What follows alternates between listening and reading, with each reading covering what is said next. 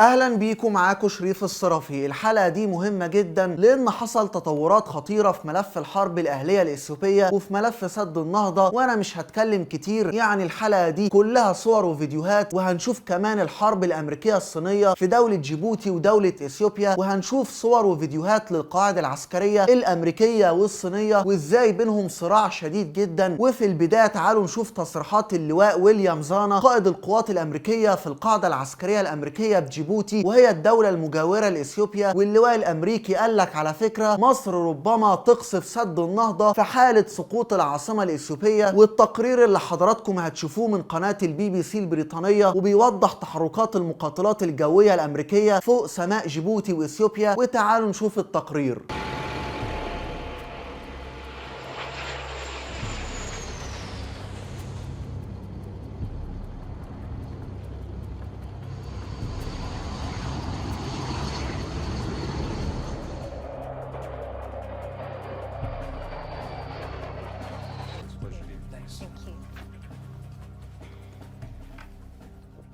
Anything that happens within Ethiopia is inextricably tied to the security, the safety of the rest of the region. When Ethiopia has an internal conflict that may make it decide to withdraw forces from Somalia, now you have 5 African Union countries that are also affected, and Somalia. You have the potential for violent extremist organizations to have greater activity there. We also see enduring conflicts or points of tension. The border conflict between Sudan and Ethiopia, that risks of that turning, or perhaps with the Grand Ethiopian Renaissance Dam with the GERD, that it would change the calculus there. There is a risk that other countries may look at Ethiopia's internal focus as an opportunity to take something, whether it be a military action or stronger political action, when Ethiopia is not credibly able to either continue operations or negotiation. إذا أهم قائد عسكري أمريكي في منطقة القرن الإفريقي بيتكلم عن احتمال استغلال مصر أو السودان للحرب الأهلية في الداخل الإثيوبي لاتخاذ موقف سياسي أو عسكري ضد سد النهضة. وخد بال حضرتك اللي بيتكلم ده أهم قائد عسكري أمريكي في القرن الإفريقي، يعني ده مش مجرد تحليل سياسي أو مقال في موقع أمريكي، ده قائد القوات الأمريكية في القرن الإفريقي، وهو يشعر إن ربما يحصل قصف لسد النهضة. وبالمناسبة لا يمكن لمصر أو السودان يسيبوا مصدر المية الوحيد بتاعهم في إيد كيان إثيوبي غرقان في الحرب الأهلية. يعني لو حصلت مشكلة في سد النهضة نكلم مين مثلا؟ قوات التيجراي ولا أوروميا ولا القوات الحكومية الإثيوبية؟ وبالمناسبة قائد القوات الأمريكية في القرن الإفريقي قال لك في الحوار ده إن الجيش الأمريكي بالفعل حط خطة عسكرية لاقتحام العاصمة الإثيوبية وإخلاء كافة السفراء والدبلوماسيين من العاصمة في حالة سقوطها. وأنا عايز حضراتكم تتفرجوا على التقرير الجاي ده من قناة الBBC البريطانية، وبيتكلم عن حرب أمريكية صينية على من يسيطر على جيبوتي وإثيوبيا. وعلى فكرة الصين النهاردة بشكل واضح بتدعم الحكومة الإثيوبية برئاسة أبي أحمد، وأما أمريكا بتدعم قوات التيجراي وأوروميا المتمردين. والمهم تقرير الBBC نشر فيديو لتحليق مدمرة أمريكية فوق القاعدة العسكرية الصينية بجيبوتي، وصوروا القاعدة العسكرية الصينية. وبالمناسبة جنود الجيش الصيني لما شافوا الأمريكان بيصوروهم قاموا حذروهم وطردوهم. وتعالوا نشوف التقرير.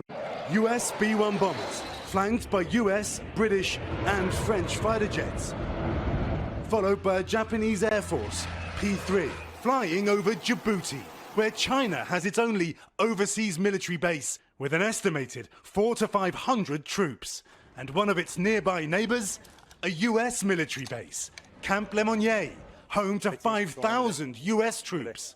You get everything here. We meet Major General William Zanna, the most senior US officer in Africa. This is the only example of a Chinese base so close to a US base. Certainly, and whenever I hear that, I always say it's China's first base. I believe there'll be others. Camp Lemonnier is located in the Horn of Africa, near countries battling Islamic extremism and close to crucial shipping lanes. The Chinese have now completed the construction of a pier close to here. Do you expect to see a Chinese aircraft carrier dock there? Chinese submarines? I think the pier that the Chinese have constructed will be capable of hosting just about any vessel within the Chinese inventory. We have not seen Chinese vessels at that pier yet. I think that's only a matter of time. Earlier this month, after China's reported test of a hypersonic missile, the chairman of the Joint Chiefs told Leicester about the growing threat from China. We're witnessing one of the largest shifts in global geostrategic power that the world is witnessing. We drive across Djibouti. Signs of China's economic dominance are everywhere, even the Bank of China. And just 6 miles from America's base, we turn into an isolated road to find a People's Liberation Army camp. So the Chinese base is right here, and they're going to be watching us as we're watching them. This is a fort, really. It's a kind of Chinese fort. It was opened only 4 years ago. Time to turn around. I think that's as close as we really want to get. They clearly don't want attention. Contrast that with US forces training local troops. But a statement to NBC News from the Chinese embassy in Washington suggests they're still developing the base. The completion and commissioning of the base will help China better fulfill the international obligations of the United Nations and help China make new contributions to Africa and the world's peace and stability. The statement ends, "We urge the US to stop slandering and smearing China." And China is considering more military bases around the globe, according to the Pentagon, across Asia and Africa, in talks to build a military port on the Atlantic. We should be very concerned about China's basing interest for having African ports and land bases and what that would mean for our country. I think that's consequential.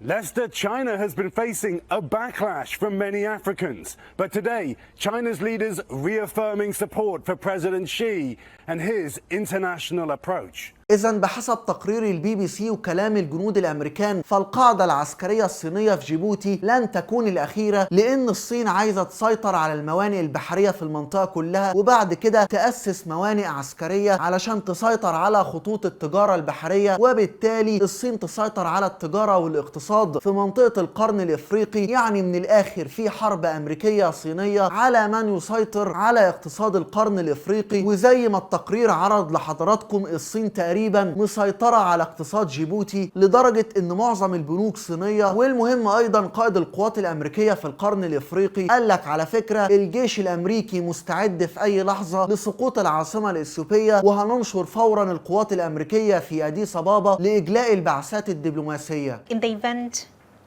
Addis Ababa falls,